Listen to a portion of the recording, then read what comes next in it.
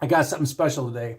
Real special. If you're into skateboards and want to make your own design, I created this special iguana eyeball skateboard. And this video I'm going to put up is the process of how I made that. It's a fun process. This is very unique. It's a one of a kind. And if you like making stuff, you can make your own one-of-a-kind skateboard yourself. It's easy to do. Just follow my process. It's basically a DIY tutorial. So, have fun. The process for painting for me is pretty much the same for all my work. Right here you can see me applying gesso to the blank. This is a skateboard blank that I bought. I bought it in 3-pack. This is my third skateboard. If you want to see my other ones, go back on the page and take a look. I think they're all pretty cool. I don't intend to put wheels on them. They're more of display pieces. If somebody wants to buy them from me and put wheels on them, that's cool. The other two I sprayed with polyurethane. I'll spray this one too a little bit later. But after I get my board gessoed, I get a reference photo. And this is an iguana eyeball that I found on the internet. And I used my projector, and I projected this onto the board. I had to add some stuff on the edges because the picture wasn't long enough to make the whole board. But I just kind of followed the pattern along. And here I am just kind of using my black India ink. I'm a huge fan of India ink. If you follow me, you know that. If you don't follow me, and you probably don't because most of my followers are brand new, I'm a huge proponent of using India ink and ink washes.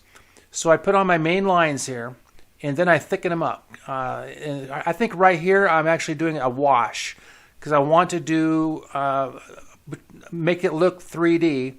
So I'm shading these. I don't know what you call it. It's the iguana has this texture, and I wanted to make it look like it stood out.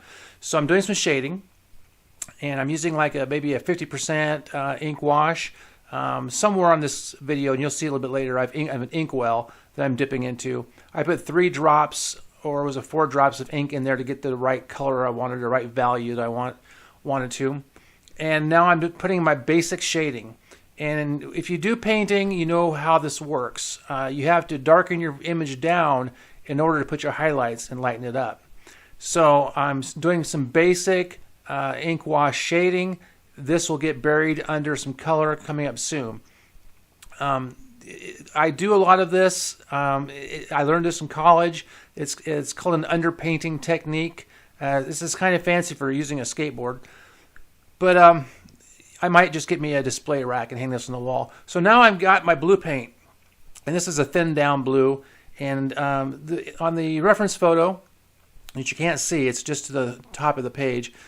Without the reference photo, this thing would have looked terrible because I'm a big, huge fan of using reference. Because if you paint out of your brain or draw out of your brain, things tend to get skewed and look kind of weird. So that blue wasn't quite dark enough because I needed to add some highlights. So here I am dipping it back in, and I added a little bit of ink to that blue to make it a little darker, but it was still thin enough to be a wash. So I have my wash, and because without that ink in there, later on, as you'll see, I wouldn't be able to put my highlights in, which I'm doing right now. I added a tiny bit of white, and you have to do this in layers. Because if you add the white too fast, you lose that ability to get that 3D look. So this here is just kind of mechanical. I'm just going over all these little parts of the iguana skin and just kind of lightening them up a bit. I'm not going gung-ho because later on I go gung-ho. But if you do it in layers, you can really get a cool 3D effect. Now here I am with a little bit more white. And I'm putting in some highlights down in the middle sections of these little, I don't even know what you call them. It's just the skin texture. And it really makes that pop. It makes it pop, pop, pop. It makes it stand out and gives it that 3D effect, which is what the kids want these days. I'm sure Leonardo DiCaprio, Da Vinci did this too back in the day. So here I am. I am adding, even though I'm going a 3rd layer of highlights. This is almost white. And I only do it on the section towards the eyeball. I don't do it on the edges because I want this to kind of have an interesting look and not all look uniform. So I'm putting on some super highlights, just enough to make it look super cool.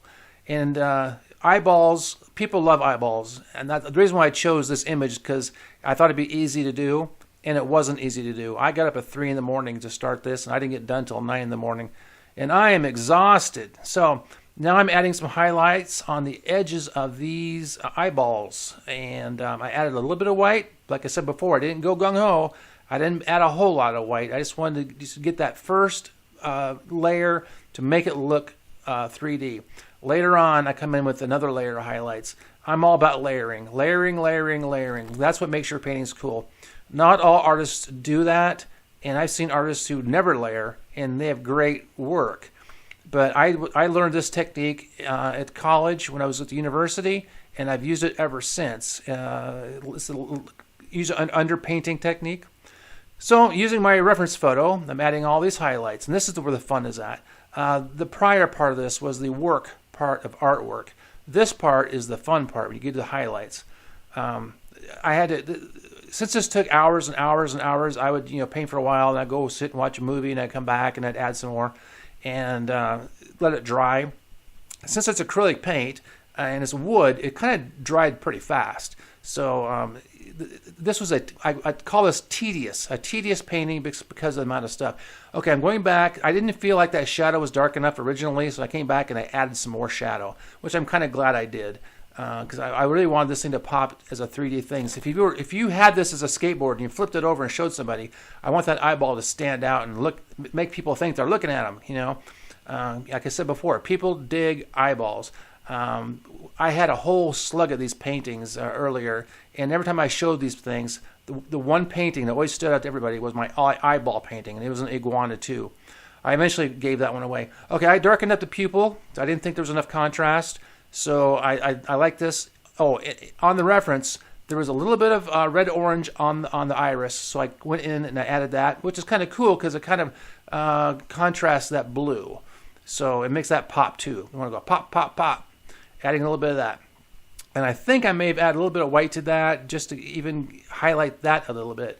We'll have to look and see if I did that. But now I'm just adding a little bit of red or red-orange, and just not a whole lot. I don't want to overdo it. It's not going to be cool if you overdo it. So here I am and signing my name to it, Keith Trim. And thank you for showing up.